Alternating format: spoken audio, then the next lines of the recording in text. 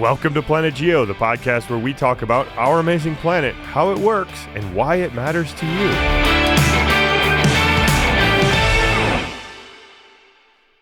I got Chris full screen view. Chris Bolhuis taking up most of my real estate here on my monitor. That's good. Well, apparently, that's not a good recording. thing. As soon as I jumped on, you started ripping on me about my outfit. Like I was wrong though, because this is your Boston Marathon outfit. So I was wrong. Well, it's not an outfit; it's a Boston Marathon quarter zip. And you started ripping on me. Well, here's why I was ripping on you, Chris, because it goes along well with your coach glasses. Your sunglasses, the wraparound sunglasses. You're in coach mode when you got the quarter zip and the glasses on. Coach Bolhuis. Actually, you referred to them as my gym teacher. Oh, right. Yes. Sunglasses, which should be offensive. You should not actually ever say that, because that was what your mom did for quite a long time, actually. So that's offensive. I think that gives me permission. No, I don't think so. To rip on. Oh. I think she's going to be offended by that. Well, Chris, I remember you coached track when I was in high school, and for a long time you did afterwards too. And you would always go. This is where we thought we had intense Mr. Bolhuis during geology class, but that's when really intense Mr. Bolhuis came out, was during track season. And I remember it's a spring sport.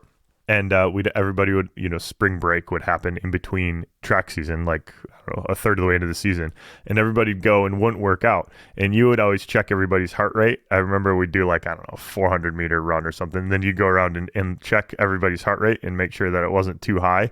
And after after spring break, if people had a whole bunch of high heart rates, you got really angry at us one year. I think it was my senior year. A whole bunch of people didn't do any running, and you were like, "You guys didn't do any running. Just get back in shape. We're gonna have a terrible season."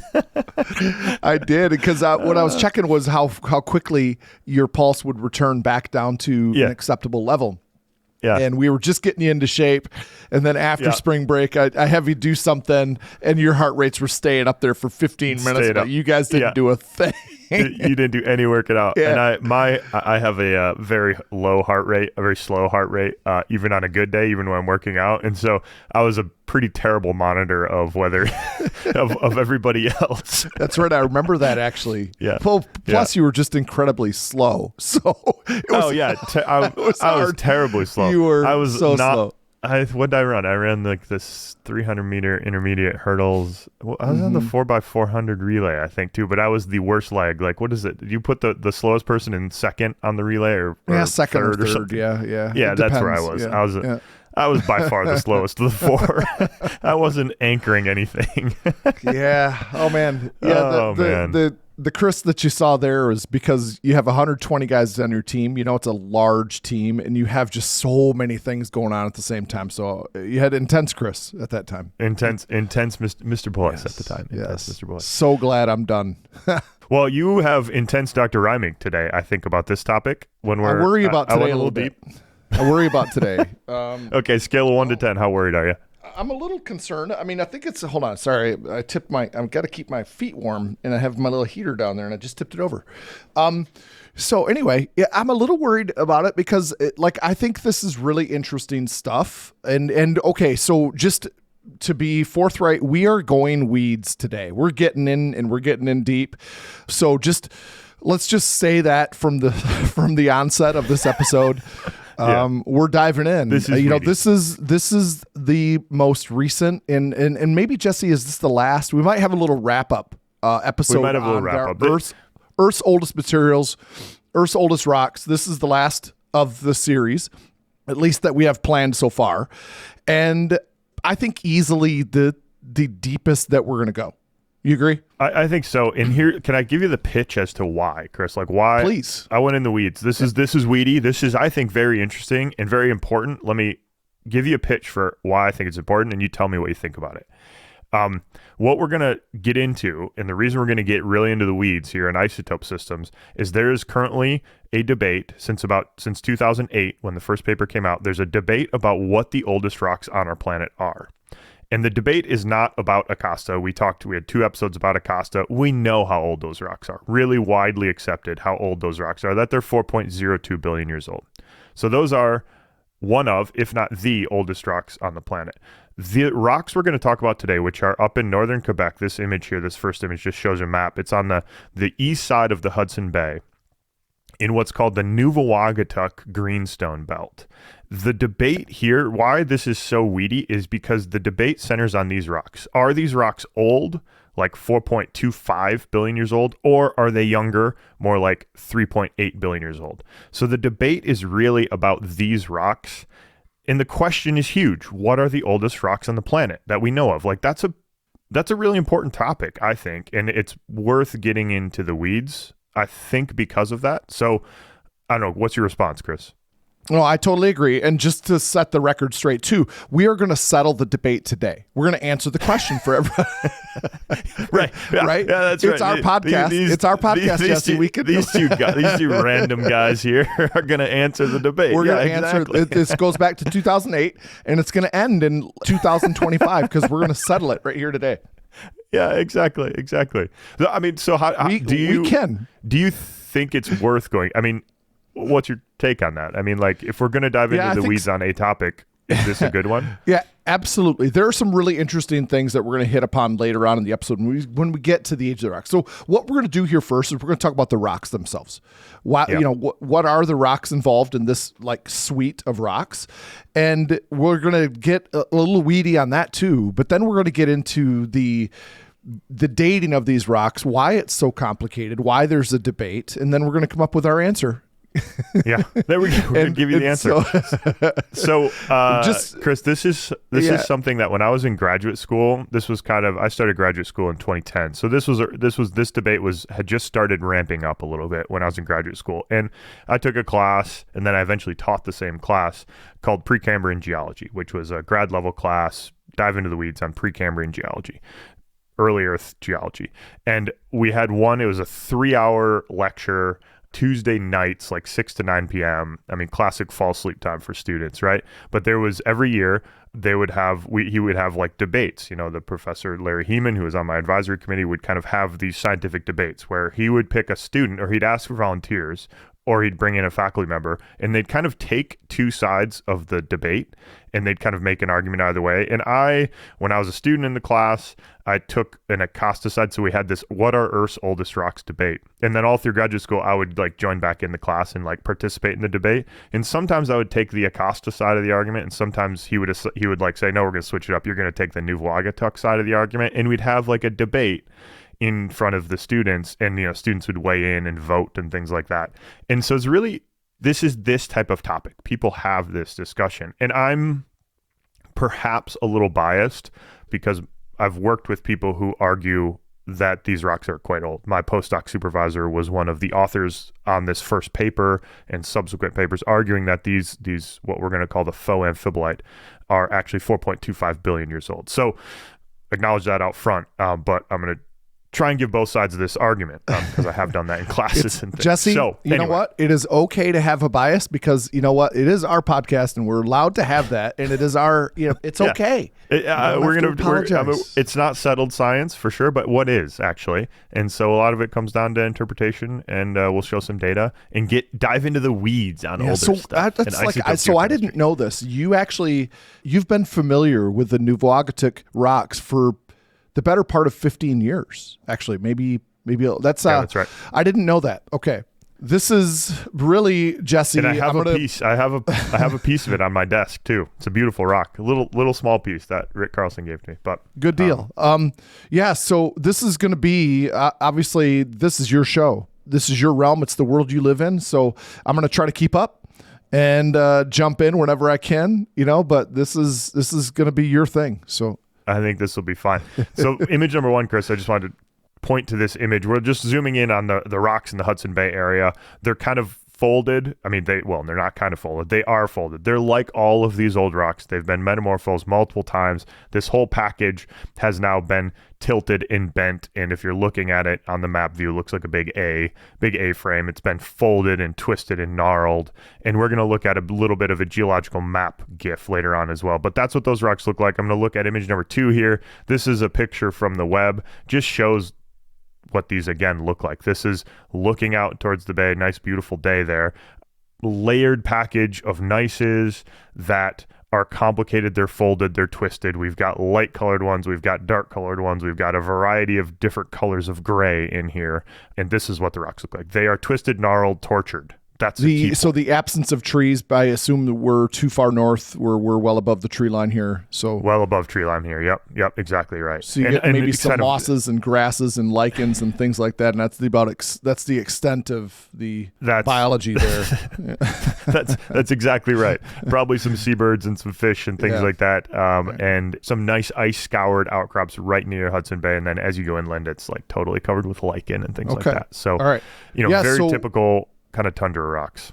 Well, let's just jump into talking about the rocks then. When I look at this, then these look very similar to the Isua rocks that we talked about in the previous episode. In fact, a lot of the rocks themselves we're back to greenstones again. Right. For one thing, we're back to biffs. We have a couple of other things that are going on with them, but they look really similar. I mean, we have pillow lavas and, it's like this is a repetitive theme here with these super, super old rocks.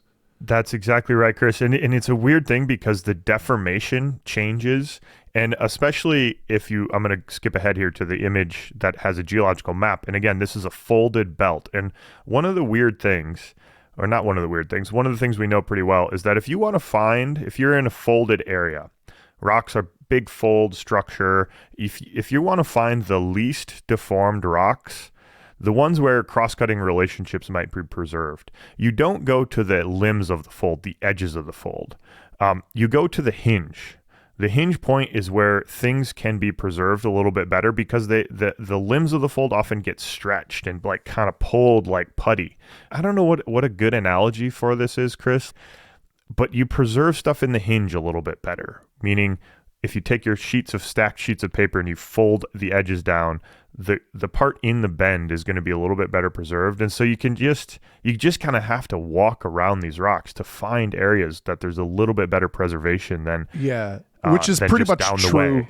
That's pretty much true of all geology, right? If you're doing geology in the field, you just have to walk the contact and you have to find the contact and you're just walking back and forth. It's a time intensive and it's a step intensive process for sure. So, Chris, do you find this? Do you have to? I mean, I noticed this with the undergrads in field camp, and I'm wondering if you've noticed the same thing with the high schoolers. Do you notice that the human instinct is to, when you walk up to a big outcrop, let's say, the instinct is to just stay in one spot and zoom in really detailed on one spot and not walk the outcrop? Do you always have to remind students to walk the area first? 100%. Okay.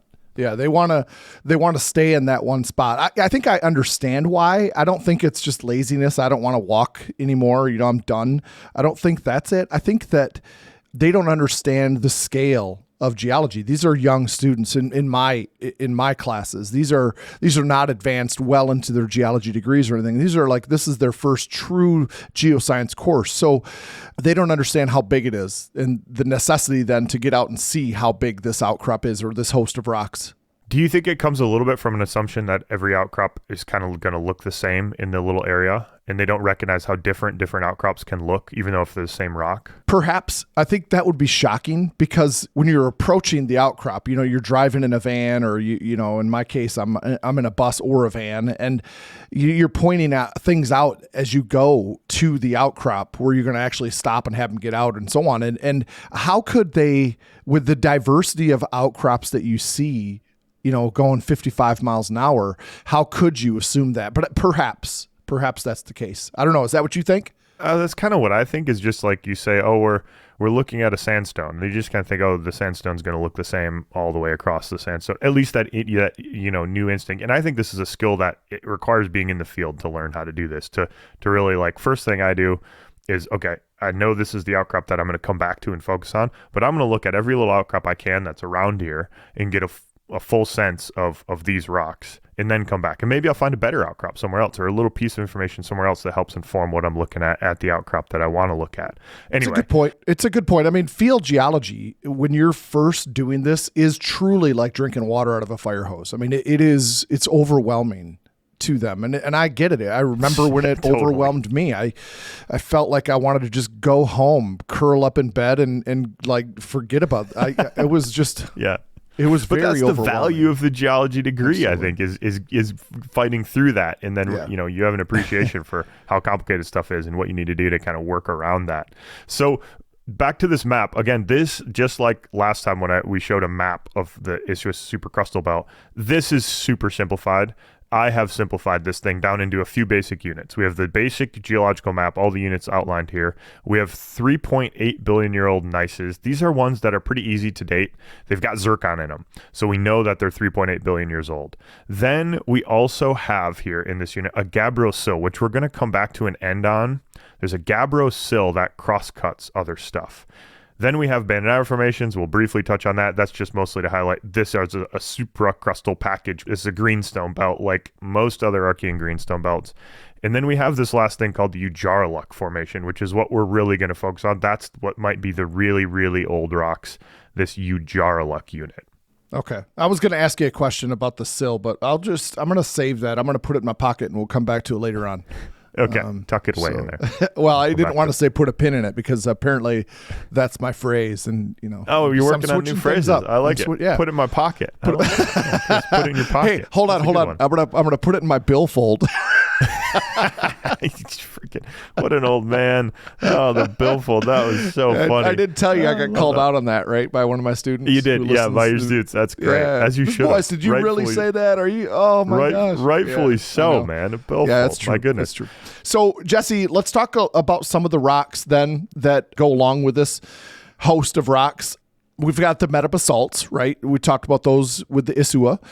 So it's a greenstone again. We have these biff layers, but then we also, Jesse, we have these kind of intermingled tonalites. And this is not, tonalite is kind of a niche rock. I mean, you don't have this rock. Do you don't have your beginning students identify tonalites, do you? No. It's like, no, definitely not. I mean, it's common, but you don't need to know it that specifically, right? Like I'm guessing you don't have your intro students. I don't. I mean, it's a felsic rock. It's generally phaneritic in texture, which means coarse grained. The minerals are big enough to see in hand sample without any magnification for that matter. It's got quartz. It's got feldspar or plagioclase feldspars. It has alkali feldspars, and then it has maybe, I don't know, what's the breakdown of mafic minerals in it? Maybe up to Yeah, it has more mafic minerals. It's more of an intermediate to felsic rock. It's an intermediate rock. The main thing is that the feldspars in it are mostly plagioclase. There's very little potassium-rich feldspar. It's a sodium-rich rock, has less potassium in it than a granite. A granite will have a lot more potassium in it, and so therefore will have more potassium-rich feldspars in it. So a tonalite, but it's on the spectrum of granitic rocks. Like you put it into this granitic rock or granitoid rock category, you'll find it, the outer part of the Tuwalium, the intrusive suite in the Sierra Nevadas in Yosemite National Park is tonalite. It's a rock that's similar to diorite. It just has these slight chemical variations that make it not a diorite. Instead, it's a tonalite because of the lack of That's right. It's got more quartz in it. feldspar. It's got less biotite or amphibole. It's slight variations that us geochemists worry about, but mostly you don't need to worry about. So anyway, it has those tonalites in it. But then Jesse, we're going to focus on two main rock types when we talk about this host of rocks, and the first one is this faux amphibolite, and we'll talk about that. To this image, yeah, and then the other one is the gabbro sill that you mentioned earlier, which is super important in terms of dating this thing out. And that's because this is where the geochronology debate focuses on. The question is this what we call a faux amphibolite? And we'll get into what that means really quickly. This is an image of one. And if you're on the podcast and don't have access to the images, it's a kind of a weird rock. Chris, when you look at this, or maybe let me ask, what do you think of when you think of amphibolite? What does the rock in your head look like when you think of amphibolite? When I say, Chris, remember the Gore Mountain amphibolites, or what comes to mind? Well, I think it's going to be a really dark looking rock, mafic in composition. And you're going to have this kind of like, I don't know, the minerals are going to show this, it's tortured. It looks tortured. Yeah. There's an alignment to these like long, skinny mafic minerals. That's right. When I think of amphibolite, I think black rock with light specks in it, or maybe red garnets as well. But it's black. And the black, this rock here, what we're looking at, this faux amphibolite, is not black. It's a lot lighter colored. It's kind of reddish, especially in these weathered faces. It's kind of reddish. It has this kind of greasier color to it when you have a cut surface or a broken surface. It's not as black as a typical amphibolite would be. And the black in a normal amphibolite comes from the mineral hornblende. And Chris, I'm guessing you had to memorize the mineral hornblende, the composition of the mineral hornblende. Do you still have, I think I had to, or maybe you didn't require it. I don't require, I put it on. So what I do is I have the name of the mineral. I give it to them in kind of a spreadsheet form, where they have the names of the minerals and then the properties follow in the spreadsheet. But I also give the chemical composition of. I don't make them memorize anything regarding that. I just want them to see the complexity of some of these super common minerals. I mean, because hornblende is it's really, really complicated, you know? It's insane. It's like second only to tourmaline of like how complicated, how many different elements can fit in this mineral. It's insanely complicated. It's the garbage bag amphibole mineral. So amphibole is a class of minerals that all have kind of the same structure, different compositions, different end members. It's a lot like garnet in that regard.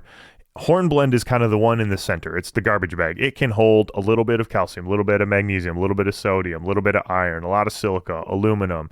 It can just hold all that stuff. It can put them on different sites. It's really complicated. Yeah.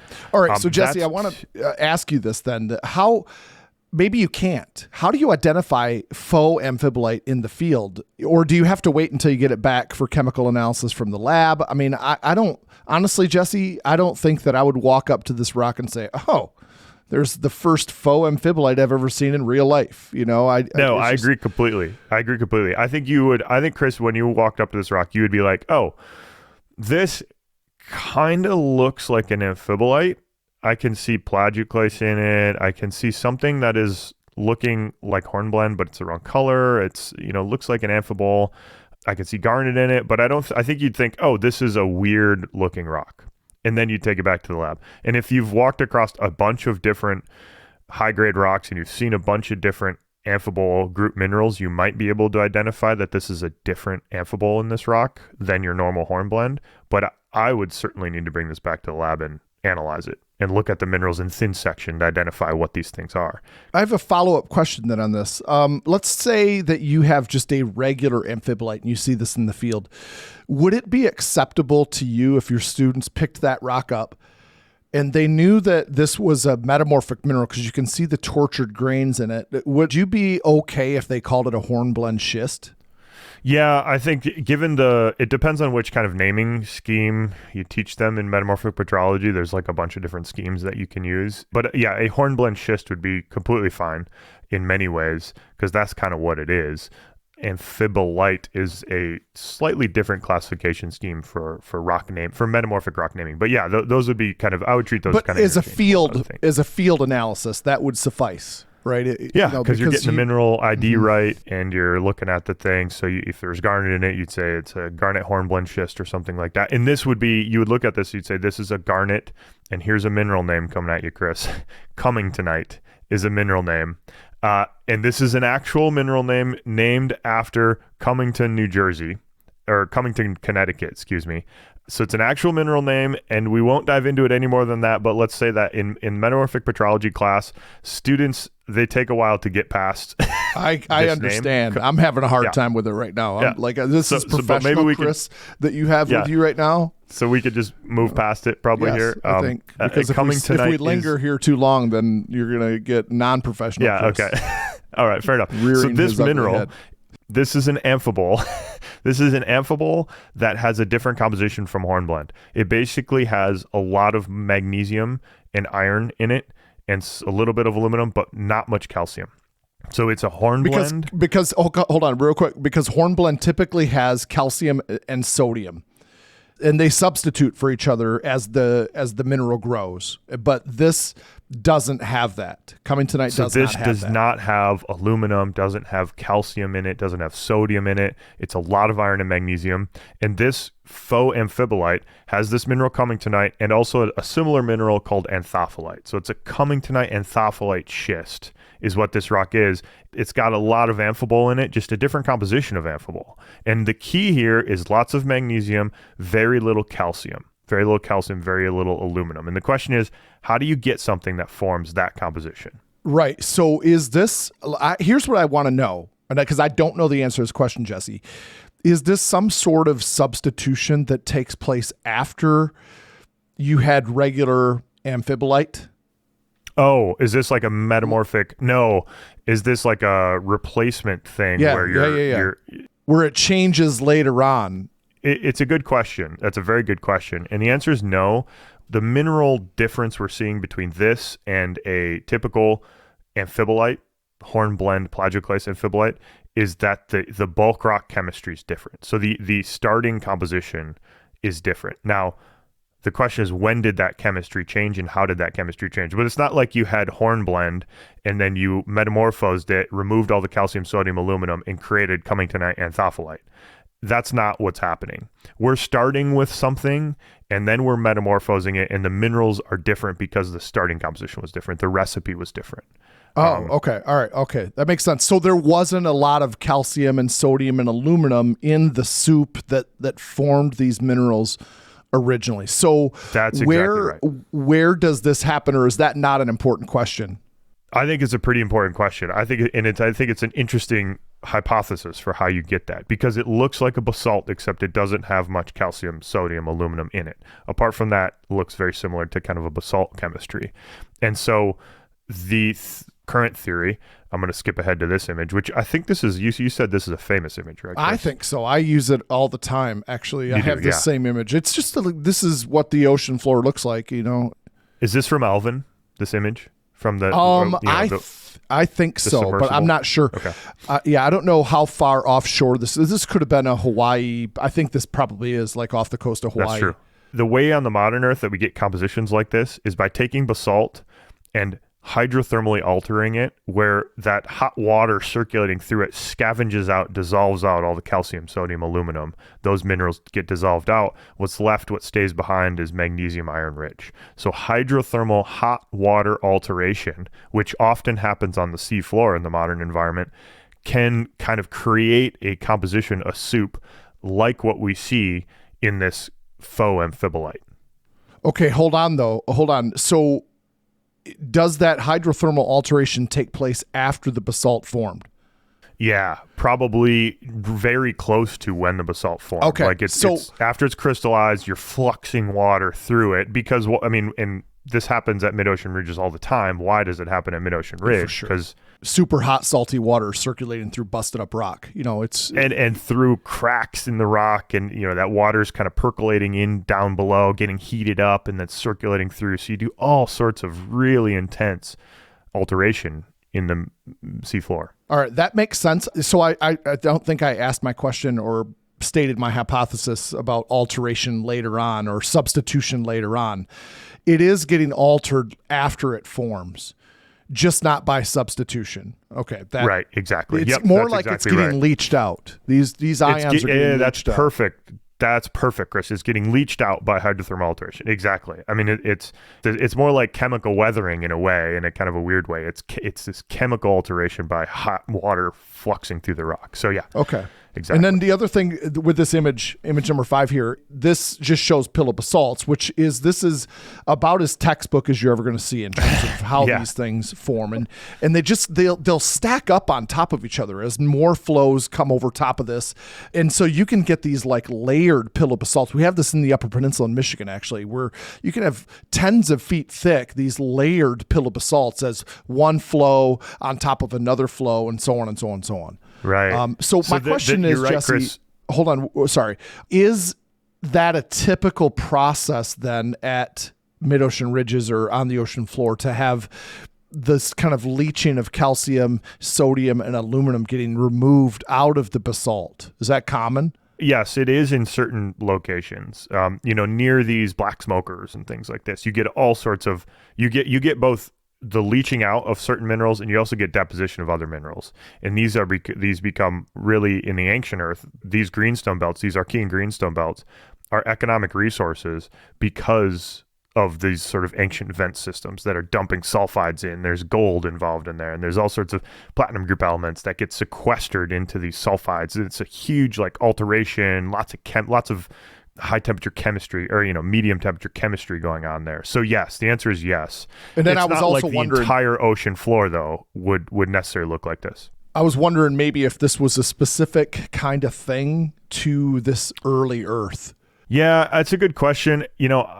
I've gone a little bit out on a limb here, but we just don't have enough numbers to know how prevalent, if this is more prevalent, back in time than it is in the modern Earth. There's probably some indications that it was slightly different because seawater chemistry was different, but I haven't seen an argument that there might be one out there, but I just haven't seen it, that it's super different in the early Earth than the modern. Okay.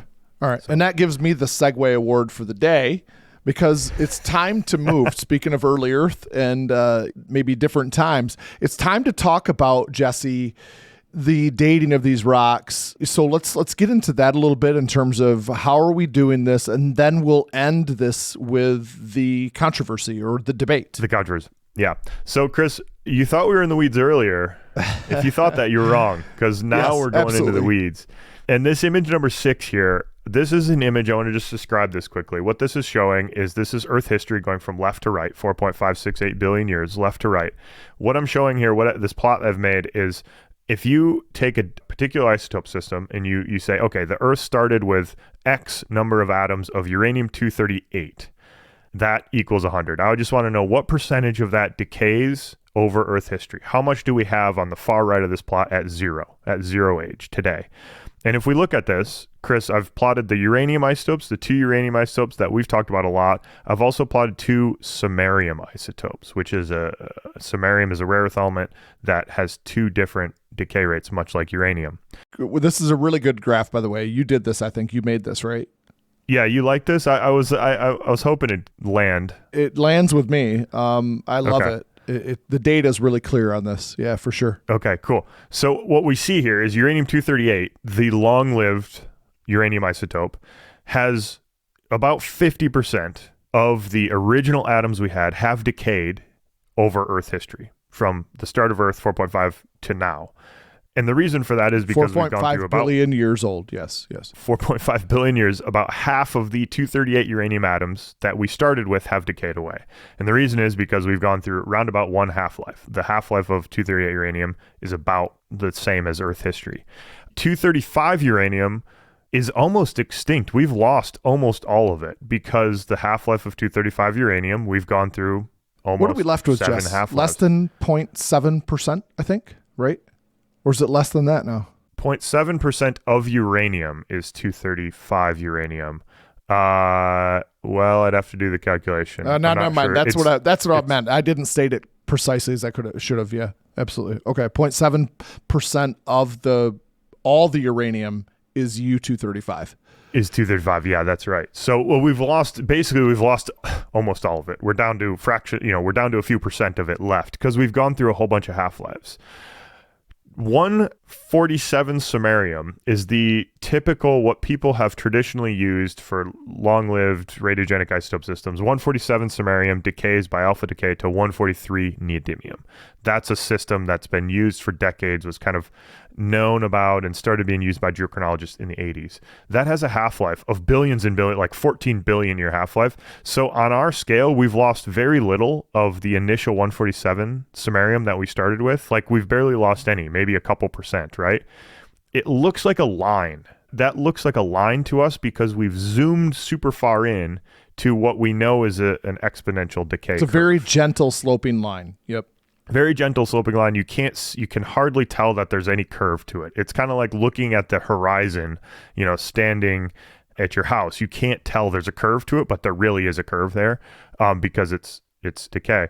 There's another isotope of samarium that used to exist that no longer does, called 146 samarium. And that was around during the formation of the solar system. When Earth was young, this was around, but it's what we call an extinct nuclide system. It has decayed away because hold on. That's going to be confusing. That's going to be confusing. Okay. So you're getting all geochemistry on us right now and geochronologists. Simplify it's an extinct isotope system. Okay, perfect. Yeah. Okay. Extinct isotope system. There's no more samarium-146 around. It's gone. It's decayed into its daughter. What's that? Yeah, and why is it extinct? I think that's kind of the because point. it has such a short half-life. Beautiful. Okay. Beautiful, Chris. Nice. Yes. Okay. Okay. Perfect. That's the only important point. It's extinct because it was so unstable that it decayed really quickly. And it decayed to an isotope of neodymium called 142, which we'll talk about in a minute. But Chris, let me ask you a question. Just by looking at this plot, which of these isotopes and their daughter or product isotope, which of these would be more useful, do you think, for looking at old rocks, for understanding old rocks and dating old rocks? The samarium 146 and maybe even uranium 235, because even that one with a half-life of around 700 million years you're gonna get a lot of decay in the Hadean part of the early Earth. Perfect. Okay, yeah, that's exactly right. All the decay, all the action, all the decay is happening early on in the process. So it's really valuable for early Earth processes. And the flip side of that is that there's very little decay happening for like uranium-235. In the last 3 billion years, only 25% of the decay has happened. For 146 samarium, none of the decay has happened in the last 3 billion years. So all these metamorphic events that alter rocks and deform them and alter them, they don't have any impact on these isotope systems. So we can use these extinct systems to see through metamorphism that happened in the last 3 billion years, which is incredible. This is why this is powerful. And Chris, we've talked about my mass spectrometer development project. That whole project, lots of money thrown at it and time thrown at that, was all to make better use of the 146 samarium decay system because it's so valuable for early Earth rocks. That's right. I want to drive home this point because we're talking about another tool in the toolbox of a geochronologist here, using isotopes that have shorter half-lives and therefore became extinct in the early part of Earth's history, which seems maybe counterintuitive to some people because you would think, well, wait a minute, we need to use uranium-238 to see this because you're still going to have some left. Yeah, right. But we're only focusing on this bracket of early time. And we're trying to then see what happened during that time. We need to use appropriate isotopes, these radiogenic isotopes, to do that. It's just like we're looking for something different here. We're not. Does that make sense? I'm not saying exactly this well. right. I'm not. No, let me try and. I think I know what kind of point you're trying to make here, and let me make it different. It's kind of the inverse of radiocarbon. Radiocarbon's great for young stuff. It's terrible for old stuff. It's kind of the opposite of that. These systems, because they decayed away early on in Earth history, they're great for the old stuff, and we don't have them anymore. And so that means that the rocks have kind of locked in that isotope signature early on in their history, and it doesn't get overprinted. So it's kind of like radiocarbon, except for the old part. So maybe here, let's go with this, okay? Because I think this is really cool.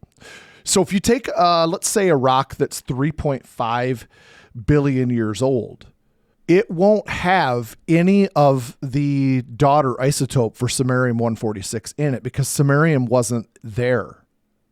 Does that make sense? This is the presence of the daughter isotope from samarium 146 in a rock indicates that this rock has to be really, really, really old. That's exactly right. Yes, that's exactly it, Chris. And so we can use, now this becomes a tool. That framing right there is perfect. Now, if we had a rock that had a ton of 146 samarium in it initially, we would now see a lot of the daughter, or the product isotope, which is 142 neodymium. And that's a beautiful segue into the data from, let's go back to this. Can we go back to the rocks and the data? Or do you I have one other question though. All right, so neodymium 142, does that get there any other way? Is it a natural isotope or is it only there by decay of samarium 146?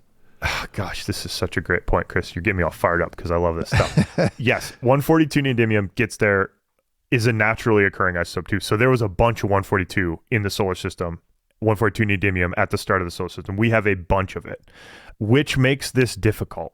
Really, really difficult because there's a lot of 142 already there in the rock. There's a lot of if you pick up a rock, there's going to be some neodymium in it.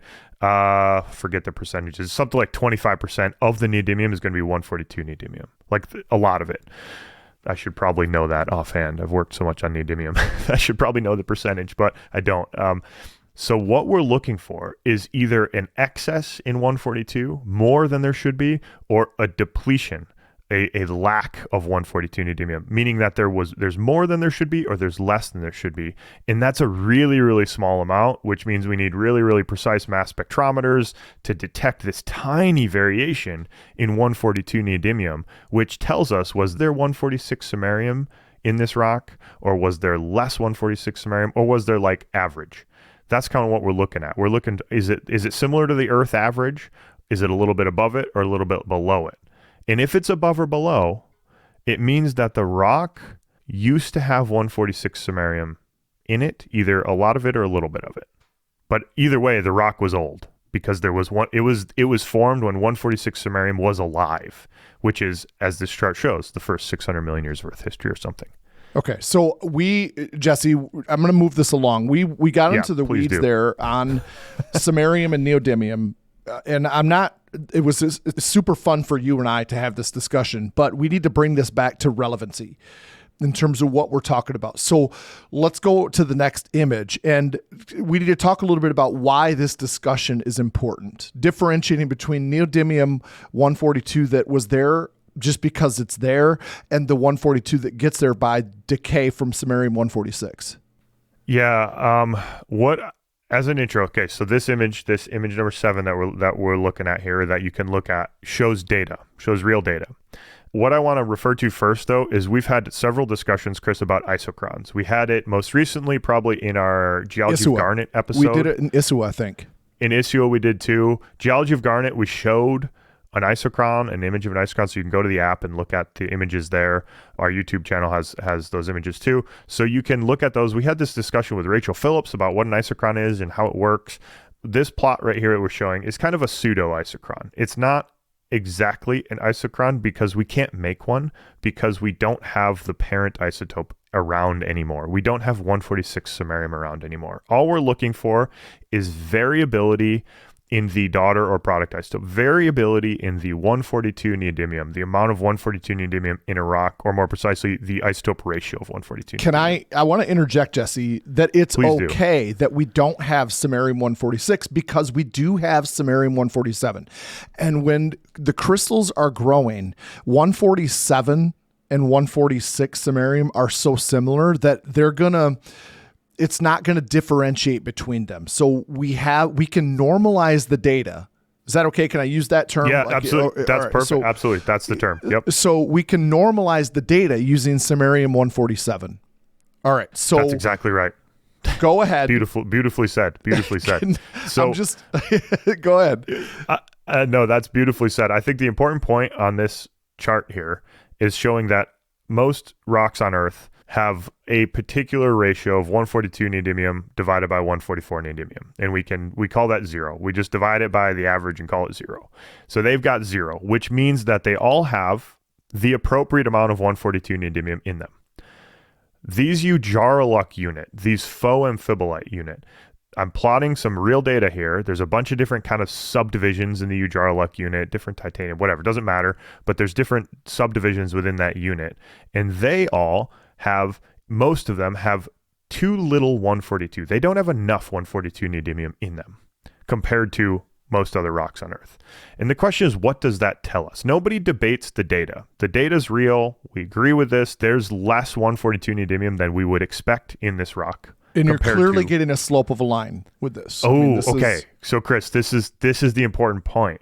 This is where the debate comes in, is there's a linear relationship here in how little 142 neodymium is compared to, so if there's less 142 neodymium in these rocks, the depletion, the lack of 142, is correlated to the samarium to neodymium ratio. So if there's lower 147 samarium, less samarium in the rock, then there's less 142 neodymium in the rock as well. And those are correlated. That makes sense. Okay, why does that make sense? Why does that make sense, Chris? Well, because if there's less 147 samarium, then you also would have had the extinct isotope, the extinct parent isotope, samarium 146. So if there was less 147 there would have been less or no 146 there to decay into the daughter isotope that we care about. Right, exactly. As beautifully put, Chris. Exactly. So that's the argument for these rocks being old. Is all we do is it's not a perfect isochron, so the slope doesn't exactly correlate to the age. We have to do an additional level of calculation that's way beyond what we need to go into. But it's a pseudo isochron. We can plot a line through that. We get a slope that eventually gives us an age. That age is 4.25 billion years old. If we think of it like that.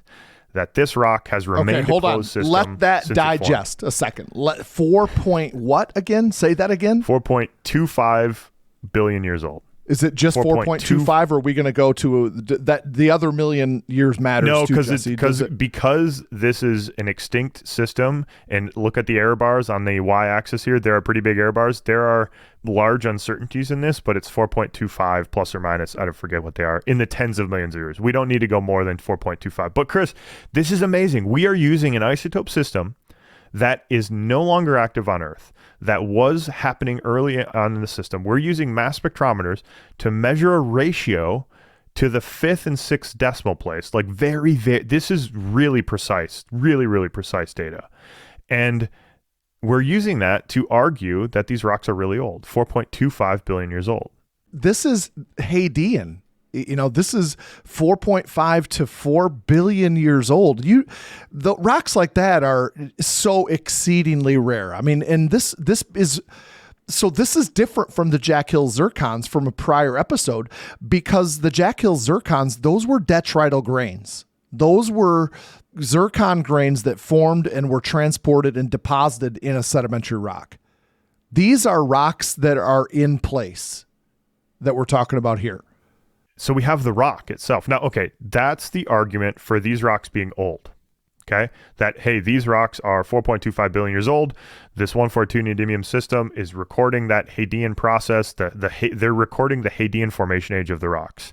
There's an other argument that people will make. Okay, so now we're going to get into the debate. What's the debate? The debate. The debate is how to explain this data in this linear relationship. The argument is really, is that linear relationship, does that represent the age of the rock, or does it represent a mixing line? And isochrons are risky because you can make, if I take an old granite and a young basalt and I mix them together and create different mixtures of those rocks, I can create an isochron that makes it look like the rock is old, that this suite of rocks is old. So with mixing, you can create false isochrons. If you have two different rocks of two different ages and two different compositions, you mix them together, you can get a mixing line that looks like an isochron and gives you a wrong age. Okay. We know that to be true. Okay. And we might have mixing going on because we did talk about these felsic rocks that are part of the suite, the tonalites. And then you have the metabasalts or the greenstones, the pillow-basalts. So you have the ingredients for mixing. Right? That's exactly right. Okay. There are potentially some, we don't have the end members. We don't have preserved today the end members here that would explain this as a mixing line. Like what we would need is kind of a weird composition. We would have to have modern rocks or say, let's say we'd have to have 3.8 billion year old mantle, normal mantle on one side of the mixing. And what we'd have to mix it with is Hadean enriched mantle. An enriched mantle is mantle that's had fluids added to it or had kind of volatiles added to it or had a little crust added back into it. And that would have had to be Hadean. We have to have something Hadean in this system. So we have to have a Hadean component somewhere to explain the variability in 142 neodymium. The debate is really, are these rocks Hadean, or did these rocks form from a Hadean source? Was the mantle Hadean and the rocks are 3.8 billion years old? Okay. Or is the rock Can we talk itself, about that a second? Please.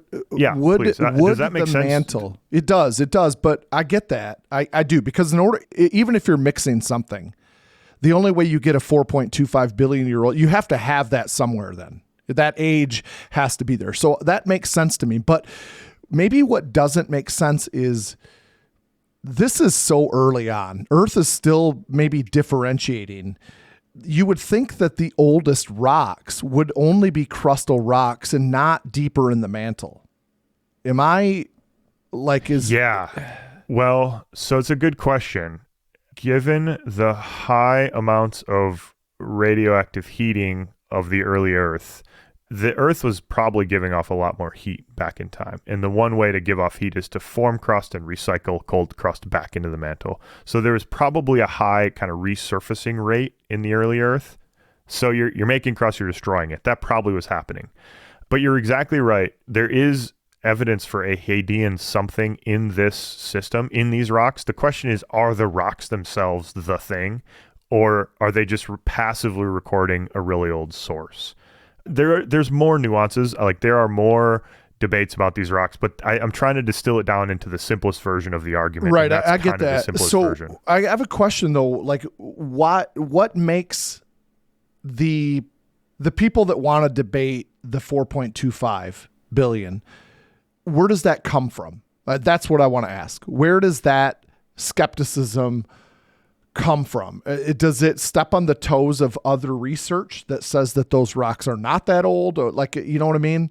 No. Okay. What's the source of it? I think it's just simply I think it's kind of the way science should work. Some people propose something and they kind of push the limits. This is not a surefire thing. Even if you ask the authors who would say that this is an old rock, I think what they would say is the simplest argument is that this is an old rock. That's the simplest way to explain this data, is that this is actually an old rock. It's a more complicated story if the source is old and the rocks are young and, it's a mixing relationship. That's like a more complicated explanation of this data. So it's really like two sides of the same coin. That's my reading of the interpretation. So my follow-up on that is then, remember earlier on, Jesse, I said, I'm going to put something pull it out in of my your pocket. I'm going to pull it out. Okay. Get it out of there. Bring it out. So this gabbro sill, okay, first of all, is it truly a sill? Is this parallel to the sedimentary rocks that existed there? Or like, is it a sill? So I have not walked across these rocks and seen this contact relationship, but the field geologist who worked in this area argue that the sill is actually a sill and it cross cuts the Ujaraaluk unit. So this sill, this gabbro sill, which looks much more like a typical gabbro we would see. It's got hornblende and plagioclase in it, and it cuts across the Ujaraaluk unit, which means, as we talked about when we were talking about Isua, it means that this is younger. If it cross-cutting relations, it has to be younger, right? So another piece of evidence. Well, hold on, Jesse. Let's finish that thought off. So the dating of the gabbro sill should be pretty straightforward. Yes? Yeah, you just take a bunch of samples of the gabbro sill. Hopefully you get some spread in the geochronology. And what's that come out with? Spread in the composition. And so here's a chart, Chris. This is this image number 8 here, the last complicated isotope geochemistry plot that we'll show. But this is a traditional isochron. So this is the long-lived system, 147 samarium against 143 neodymium, the long-lived system, the traditional one. And you can see why this is interesting. Yeah. Can I interrupt you a second? So please do. The gabbro sill comes in at 4.115 billion years old, plus or minus 100. So that's a big margin of uncertainty there. But 4.1 billion plus or minus 100 billion, or plus or minus 100 million, yeah. That sets a minimum age for the rock, right? That's what we're saying, because it cuts across the Ujaraaluk, which then had to exist before the sill could intrude it. And so that, like, if we're pretty good on the age of the sill, then that really helps us bracket this down a little bit more. That's right. Is there how comfortable are we with the age of the sill? Well, it's a good question, Chris. So, I mean, how comfortable are we with the age of the sill? If we use the same system, the long-lived system, on the Ujaraaluk unit itself, we get, across all the Ujaraaluk samples, you get an age of 3.6 billion years old, plus or minus 200, bunch of scatter. Not really that's a valid. Problem. Yeah, it's not really a valid line. It's a big scatter. If we break those down by different units, we even get shallower lines and lower numbers. We get 2.5 and 2.8 billion years old with big uncertainty. So in the Ujaraaluk unit itself, this long-lived system is not agreeing with the short-lived system. The short-lived system says this might be 4.25 billion years old. The long-lived system says, well, it's actually a lot younger than that, maybe even super young. This is a metamorphic rock, though, and the garnets are growing and moving samarium and neodymium around. And so this is later metamorphism altering the samarium neodymium isotope systematics of these rocks. Of the Ujaraaluk, yes. Of the Ujaraaluk. And if we look at the sill gives an age of 4.1 billion years old. In the long-lived system, where that might have been overprinted by metamorphism, but for some reason it's not overprinted by the metamorphic event that probably experienced, that probably hit this area and disturbed the Ujaraaluk unit 2.7 billion years ago. The Gabbro sill was somehow insulated from that alteration. So on one side of the debate, I'm going to try and remain, agnostic here. On one side of the debate, people would say this is the nail in the coffin. The Gabbro sill is 4.1 billion years old. It cross-cuts the Ujaraaluk unit. Therefore, the Ujaraaluk unit has to be old, and the age we get out of the short-lived system, 142 neodymium, is right. The other side says, look at your rocks. They're totally deformed and altered. The long-lived system is disturbed in these rocks, and it's not giving you the right age. So we don't really care what the Gabbro sill tells you because it's not right. It's deformed and altered and metamorphosed. And then you're depending upon an interpretation of cross-cutting relationships, which these are really good field geologists. I believe when they see cross-cutting relationships, I think they are probably seeing cross-cutting relationships. But this is where the debate is kind of centered, right? It's how do we interpret this extinct isotope system, and then what does the long-lived system tell us? It's complicated. It's really in the weeds, man. It's really in the weeds. Okay. All right, Jesse. Do you want my opinion? I do. That's. I think we need to wrap this up. So let's give the elevator pitch. I mean, clearly we got a problem. I mean, this doesn't sit well. My stomach right now is not happy. Okay. Well, I want to know what you think, because we've gone really far in the weeds. I know we have, but one of these, or maybe all of them, are wrong. You have a big discrepancy with the Ujaraaluk, because that should be older than the Gabbro sill, because the Gabbro sill cuts across it, but the numbers don't bear out. So it comes down to which of those two data sets do you trust more? Yeah. And the Ujaraaluk unit doesn't agree with itself in age, right? If you look at the individual units within it, they get different. And that might be expected, actually, right? Because metamorphism, if you think about how metamorphism works in a rock, the minerals will be in chemical communication. They'll be exchanging neodymium and samarium. But this rock on one side of the outcrop might not be exchanging samarium and neodymium for the other side of the outcrop. So you could have, depends on how completely the rocks get overprinted. So you can look, individual minerals can give ages that are 1.9 billion years old, while the rock itself gives an age that's 3.5. We saw that in Acosta, and that's fine. It's a different tool. Even though we're using the same isotope system, it's still a different tool, because it's like a slightly different size screwdriver, because we're using a Phillips head screwdriver over here for a different size or scale than the little tiny one we're using to fix our computer. But why can't we just use uranium-238 then to see through all of it and go back to the original age of the original rock?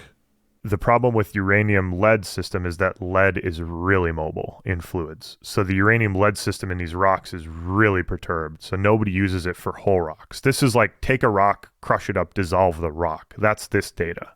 It's not individual minerals and things like that. So my opinion on this debate is, I think the simplest explanation is that these rocks are old, that these are in fact the oldest rocks we have on Earth. Am I totally convinced by that? No.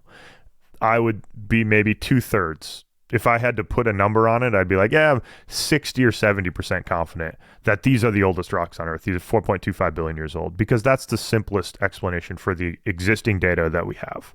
Would I bet anything real on it? No, I wouldn't. It's interesting then. Here's my question. How does this definitively get solved? Is there a tool that we're missing? Could more research solve answer the question? Or is there a different tool that maybe we haven't used before, haven't thought of yet, that we could use? What do you think about that? There is one that people have looked in these rocks for zircon, And what they get is zircon that's metamorphic. All the zircon in here is metamorphic and young. So it doesn't really tell you much about the age of the rock because metamorphic zircon, it's like 2.8 or 3.4 billion years old. Our like gold standard one is kind of thrown out. Doesn't work for these rocks because they're mafic. What you could do is you could measure the 142 neodymium isotope composition of individual minerals in the Ujaraaluk unit. And that's a really hard task. If they're the same, if it's all the same 142 neodymium isotope composition, if the anthophyllite and the cummingite and the plagioclase are all the same composition, it doesn't really tell you anything because it could have been mixed up. It could have started different and mixed up. But if they're different, if the plagioclase and the cummingite and anthophyllite have different 142 neodymium isotope compositions, the rock has to be old because it tells you that the minerals are old. They have different systems. They grew. Those minerals grew with different decay systems. They had to be old. And that has not been done? That's not been done. It's a really hard task. I don't know if it could be done or not. It would be a huge... You just have to dissolve a lot. You have to do some really crazy chemistry to separate it out. And then the mass spectrometry is really hard. So you need to separate out enough neodymium to make the measurement. And that's a difficult task at times. All right. So answer the question then. Do you think this is ever going to get solved? Man, is it ever going to get solved? I'm not sure. That's a really good question. I've never actually thought about that. I think it will. I don't know how though. All right. Okay. That's fair. That was a part of my question. You know, there's something that we haven't maybe thought of yet. And that's or some other right. system that people could use or more precise data. Okay. Sure. Final question then. Why would this be important? You said from the onset, because they're the oldest rocks on the earth and therefore they're important. But is there anything else?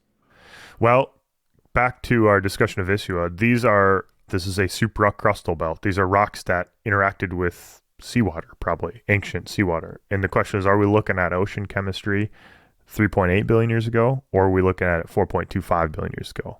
That's almost 500 million years. Yeah, that's a long time. Difference. That's a big difference as far as the importance. So because these rocks are supercrustal, there's banded iron formations in there, we're getting a view of the surface environment. Right? We're getting a little tiny window into the surface environment of Earth. Either we have data like this from Isua, or this is a totally unique data set that pushes back our understanding of the Earth system 500 million years more. Like ocean chemistry and atmospheric chemistry too, you think, or not? Yeah, like by inference, you might get ocean chemistry, signs of life, perhaps. You know, is there evidence of life here? It's basically, do we have another data point like Isua, or do we have a data point that's 500 million years older than Isua? That's scientifically important. Anything else that you can think of that would be like, is this going to advance any other research that may lead to other important questions? I'm trying to think through the list of papers that have been published on this. It's a hard question. Yeah. It's a hard question. Yes, almost certainly. I just don't, again, know exactly which way. Okay. Because when you have old rocks, a lot of different fields get interested in it. The astrobiology community, you know, the biologists get interested in the old samples, understanding all the different kind of reaction pathways that could occur. The atmospheric chemists, the ocean chemists get interested. And I don't know those fields. I'm not an ocean chemist. So like what they're interested in and why is kind of like, I'm like, I've got rocks for you.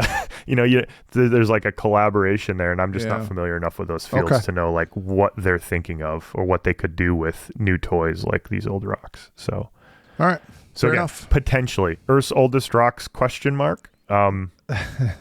You know, I think there's a compelling case to be made that they are. I said we were going to answer the question, and Jesse says yes.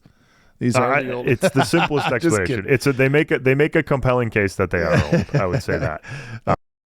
So, hey, I don't know. What do you think, Chris? Should we pick our heads out of the weeds? We've been down there for like an hour. Well, Joyce she's got a really solid nap in by now. Oh yeah, this is good. She's listening. I went over there. I just went there yesterday, and as I walk in, she's like, "Oh, I'm just listening to you guys talk about garnets right now." And perfect. Yes. Okay, excellent. I'm glad to hear. Well, Joyce, I hope she your nap says, "I went guess really well. I'm a little bit behind." Yeah, I hope the nap went well, and maybe she's down for the night after this one. Maybe just put her out completely after this episode. It could be, yeah. I Chris, you know, I must say, I'm prepared for a compliment. You know, Midwestern Chris, prepared for a compliment.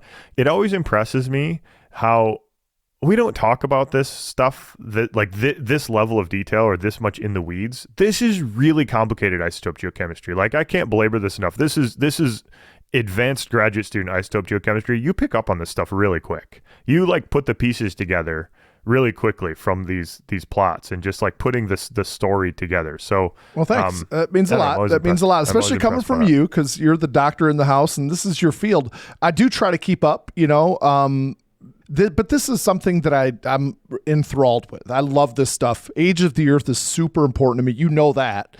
It's interesting, Jesse. I was at Grand Valley brought in a speaker who he's a Grand Rapidian, so he's from Southwest Michigan, but he works for NASA and he's a planetary geologist. And so he gave a lecture on like the moon and places where we could possibly put humans for an extensive amount of time, right? And they were actually looking at lava tubes, because if they can find a way to take a lava tube and pressurize it, then think about the structures, the infrastructure you don't have to build. Oh yeah, no kidding. And so it was a really interesting talk. Anyway, that's not the point. The point is that I was talking to one of the professors at Grand Valley before the lecture started, and he had a book in his hand, and I immediately recognized it. It was The Age of the Earth by Dalrymple. And I love that book. That book has set me on a path. I read that book actually, I don't know, maybe 15 years ago, as I was getting ready to give a talk with Dr. Maddox in Lansing at one of the science conventions on the age of the Earth. And I loved that book. And I'm like, why are you, first of all, I love that book. Why are you reading it? And he was reading it to prepare to go into one of the nearby prisons to give a lecture. And what it was really, it was a trial run, because they want to offer courses for the prisoners. And the options are I think it was a chemistry course, a physics course, or a geology course. And it was kind of like this competition to see which one they thought would garner the most interest. And he was reading that book to prepare for that talk that he was going to give. Yeah. That's super interesting. Wow. That's very cool. So I'm super interested in this stuff. I wrote this lab, that isochron lab, where the students have to account for initial daughter isotopes. So I appreciate the compliment, but it's kind of like, I love it. This is super interesting stuff to me. I rip on you all the time, but that's because I can. I have a license to do that. So yeah, but I mean, I say that because this is deep stuff. This is deep This is deep isotope geochemistry. This is heavy stuff. So if you didn't follow everything in this episode, that's quite all right. It takes a while to sort of flex these muscles like this. I did have a student that just either 2 days ago, I think, she said, she's one of my top-notch students, like of all time that I've ever had. She's like, Mr. Bolhuis, you guys talk about the weeds a lot. And she said, can you just go into the weeds? Like, she said, go quit do it, dancing around it and just do it. Go into the weeds. I feel like we did that today. We did that today. We'll keep doing it. We'll keep doing it. We love the weeds. Absolutely. Maybe we just need to go niche, Jesse. That's right. That's right. Lean Absolutely. into it. So yeah, totally. All right. Well, hey, that's a wrap on this. You can find the images, all the images we discussed. You can find all, and really, I think these help you understand the weeds, understand the geochronology, understand the debates that are ongoing about Earth's oldest rocks in our Earth's Oldest Rocks visual podcast series on the CampGeo app. First link in your show notes. Send us an email. Please send us an email. If stuff like this isn't making sense, if you got questions, you want follow-up stuff, send us an email, planetgeocast@gmail.com. You follow us on all the social medias at planetgeocast. Cheers.